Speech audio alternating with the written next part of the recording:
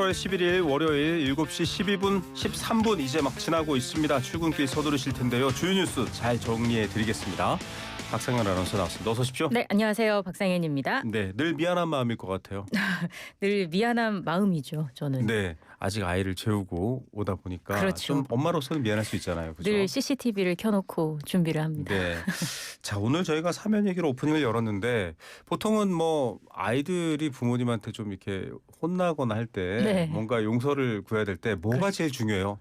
진짜 자기 잘못을 알고 있는지. 뭘 잘못했는지 아는가? 그러니까 그냥 표면적으로 빨리 이 상황을 넘기기 위해서 네. 죄송해요, 잘못했어요. 물론 지금 저희 아이는 그런 말을 못하지만 네. 앞으로 그렇게 될 것 같은데 그냥 표면적으로 그렇게 말하는 것보다 진짜로 자기가 뭘 잘못했는지 알고 죄송하다, 사과를 하는 게 저는 가장 큰 그 기준이 될 것 같아요. 이거 뭐 만고불변인 것 같아요. 저도 이미 이제 아주 큰 새 아이가 있지만 네. 항상 뭘 정확히 잘못했는지 알고 있냐. 왜냐하면 혼내는 게 목적이 아니잖아요. 그렇죠. 다음에 반복하지 않는 게 목적입니다. 맞아요. 자, 사면을 앞두고 이 메시지가 정치권에도 전달됐으면 좋겠습니다. 자, 첫 번째 소식부터 전해 듣겠습니다. 네. 자, 주한미군 관련된 얘기인데 어제 오늘 아침 계속 뉴스가 되고 있어요. 한미연합 사령관이 주한미군 재배치 가능성, 정확히는 사실 주한미군 줄일 수 있다 이 얘기인 것 같은데 어떤 얘기를 한 건가요? 일단 평택 주한미군 기지에서 기자회견이 있었거든요. 네. 브런스 사령관이 미국이나 동맹을 지원하기 위해서 전력을 움직일 수 없다는 건 잘못된 생각이다라고 이야기를 했습니다. 주한미군을 움직일 수 없다는 건 잘못된 생각이다 이 그렇죠. 말이죠. 올해 초에 우리나라에서 중동으로 재배치된 그 패트리엇 방공포대를 예로 들었는데요. 한반도를 넘어서 인도태평양 지역 전체의 평화를 고려해야 한다고 했습니다.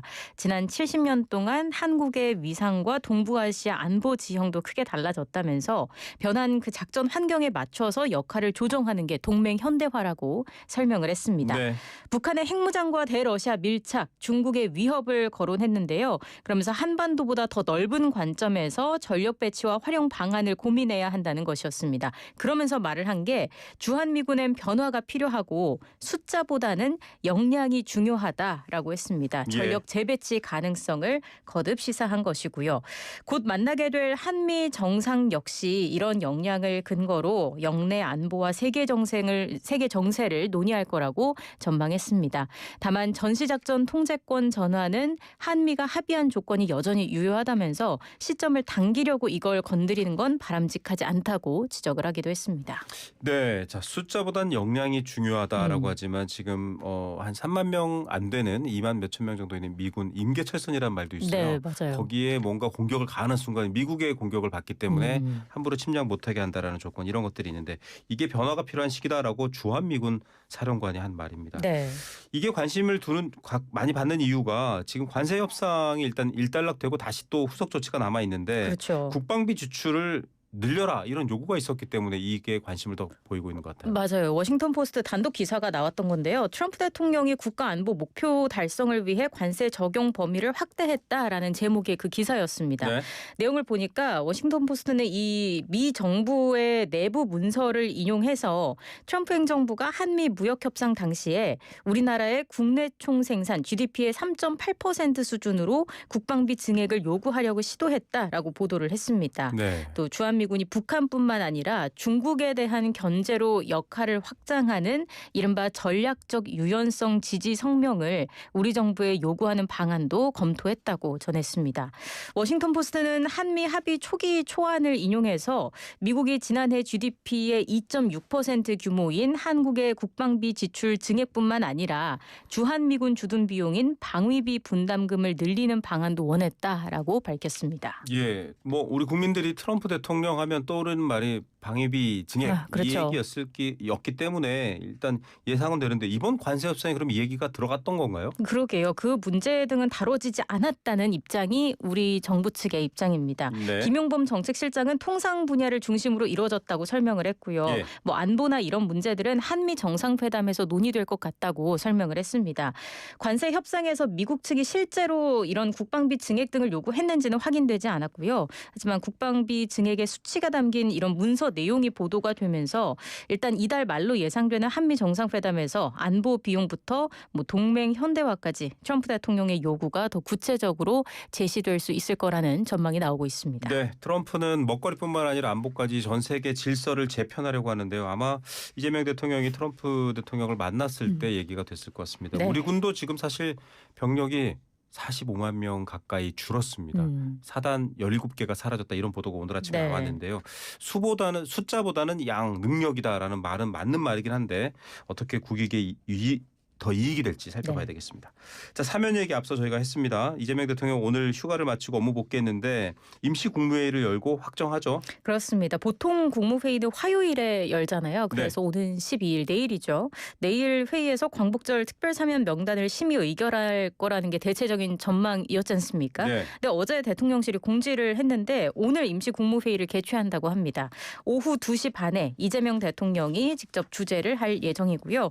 대통령실은 일반 안건 1개만 다뤄질 계획이라고 설명을 했어요. 그러니까 특별사면과 특별감형, 특별복권 및 특별감면 조치 등만 심의 의결하는 한마디로 광복절 특별사면 원포인트 임시 국무회의다. 이렇게 좀 보시면 될 것 같습니다. 네, 자 법무부에서 일단은 심사위를 통과한 인사들이 있습니다. 네. 누구 올랐나요? 일단 사면위는 조국 전 조국혁신당 대표 부부와 최강욱 윤미향 전 민주당 의원, 조희연 전 서울시 교육감 등을 심사 대상에 넣었었죠. 예. 그리고 홍문종, 심학봉 전 새누리당 의원과 정찬민 전 국민의힘 의원 등 범야권 인사들도 포함이 됐었습니다. 그래서 결국엔 지금 관심인 게 이렇게 법무부 사면심사위를 통과한 주요 인사들이 최종 명단에도 이름을 올릴지 여부 아니겠습니까? 네. 일단 현재로서는 이 대통령이 법무부 사면심사위를 통과한 사면 명단을 수용할 거라는 관측이 우세한 상황입니다. 이 이야기는 조홍천 전 의원이 네. 직접 이 업무를 담당하셨기 맞아요. 때문에 8시에 아주 상세하게 얘기해 줄 겁니다. 네. 하지만 조국 전 대표와 윤미향 전 의원 같은 경우에는 좀 변수가 있다고도 볼 수 있을 것 같아요. 민심을 좀 많이 보는 거죠. 그렇죠. 민심을 많이 보는 거죠. 공정성 이슈라든지 뭐 위안부 할머니 등 민감한 사안과 그만큼 또 연결이 돼 있기 때문에 네. 부정적인 여론이 만만치 않은 상황인 거고요. 또 여기에 빼놓을 수 없는 게 조 전 대표 같은 경우에는 법여권 정치 지형에도 적지 않은 네. 영향을 미칠 수 있기 때문에 변수로 꼽히고 있습니다. 예. 뭐 사면 심사 대상에 포함된 법야권 정치인들도 마찬가지로 개인 비리로 처벌을 받았던 만큼 비판적 목소리가 적지 않은 상황입니다. 그래서 이 대통령은 국무회의 직전까지 여러 변수나 의견을 고려해서 막판 고심을 이어갈 것으로 보입니다. 예. 자, 어떻게 될지는 또 저희가 8시 인터뷰에서도 한번 더 자세하게 얘기 들어보겠고요. 주식 양도세 대주주 기준 상향 의견이 전달됐나요? 지금 당정대가 만났는데 명확한 결론은 안 난 것 같아요. 그렇습니다. 일단 민주당 신임 지도부 출범 뒤에 처음으로 완전체 당정대가 한자리에 모였었죠. 정청래 대표는 그 모두 발언에서 국민이 체감할 수 있는 변화를 만들어 나가기 위해서 당정대 원팀의 자세가 그 어느 때보다 중요하다면서 앞으로 정부가 잘한 건 공개적으로 잘했다고 하고 잘못한 건 비공개로 지적하고 개선하는 데 초점을 맞추겠다 이렇게 강조를 했습니다. 네.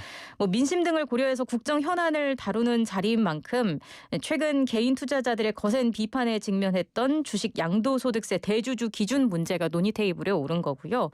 앞서 정부가 세제 개편안을 발표하면서 대주주 기준을 기존 50억 원에서 10억 원으로 낮추겠다고 했을 때 투자자들의 네. 강한 그런 반발이 있었지 않습니까? 여권 일각에서도 의견이 좀 갈리는 문제였는데 그래서 정부가 여당의 의견을 받아서 기준을 10억에서 50억 원으로 다시 완화할 거다라는 예상도 나왔습니다마는 당장 결론을 내리지는 못한 겁니다. 앞서 사면에서도 민심이 중요하다 그랬잖아요. 사실 이것도 민심이 중요합니다. 원칙적으로야 소득이 있으면 무조건 세금을 내는 게 그렇죠. 대한민국의 기본 원칙이나 주식시장 살리고 코로나 이후 좀 자산시장이 어려워졌잖아요. 그런 거에 대한 민심을 좀 반영한다 이런 얘기인 것 같습니다. 그렇습니다. 일단 좀 더 신중을 기하기로 했다라는 쪽으로 해석을 하면 될 것 같아요. 여러 지표나 지수 등 흐름도 살피고 여론도 살피고 하면서 추이를 지켜보기로 한 것으로 보이고요. 네. 어디로 튈지 모르는 주식시장 반응이나 뭐 정책 혼선이 자칫 정권 초반 지지율에 찬물을 끼얹을 수도 있다라는 염려도 반영이 된 맞습니다. 것으로 보입니다.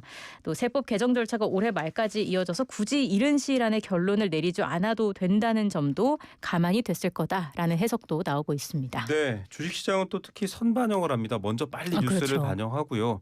그다음에 이제 대주주 기준은 높은데 일반인들한테 해당돼 이러시는 분들도 있을 텐데 이분들의 돈이 빠져나가는 게 시장에 악영향을 준다라는 또 일반 투자자들의 의견이 있습니다. 이런 맞습니다. 배경을 좀 수시로 설명해 드리면서 저희가 이야기 드릴게요. 네. 자, 그리고 국민의힘 관련 상황도 좀 알아보겠습니다. 선거관리위원회가 대구 경북 합동 연설회에서 전한길 씨가 유독 주목을 받았어요. 그렇죠. 좀 이게 방해를 했다라고 해서 대책을 논의한다고요? 무슨 일이 있었냐면 지난 8일에 국민의힘 전당대회 대구 경북 합동 연설회가 있었는데 여기에 전 씨가 참석을 했던 겁니다. 네.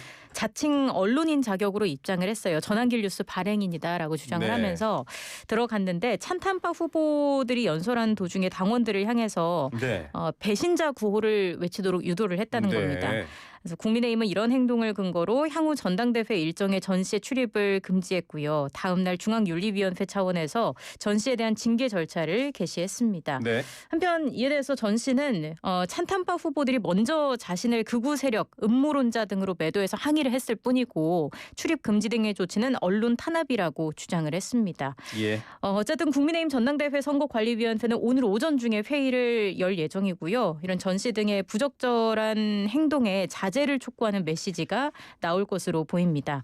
또 당내 의원들도 전 씨 사건에 대한 위기감을 표출한 네. 상황입니다. 신성범 의원은 지금 전대를 판정하는 유일한 기준은 내년 지방선거라고 하면서 전 씨 같은 사람들이 당을 좌지우지하도록 놔둬서는 안 된다고 강조했고요. 예. 박정훈 의원도 예견되는 상황이었는데 막지를 못했다라고 하면서 지도부를 비판한 것으로 알려졌습니다.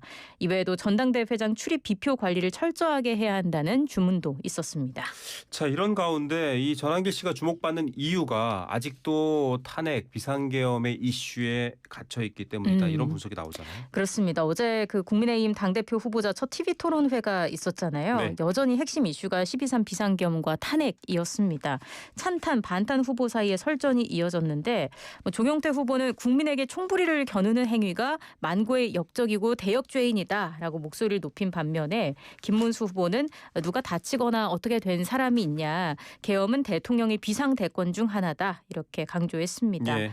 특검의 체포영장 집행 시도에 두 차례 불응했던 윤 전 대통령에 대한 평가도 엇갈리는 모습이었습니다. 조경태 후보는 동네의 양아치 건달보다 못한 모습이다. 강도 높게 비판을 했고요. 장동혁 후보는 이런 모든 상황을 브리핑하는 것 자체가 인권 침해라고 목소리를 높였습니다.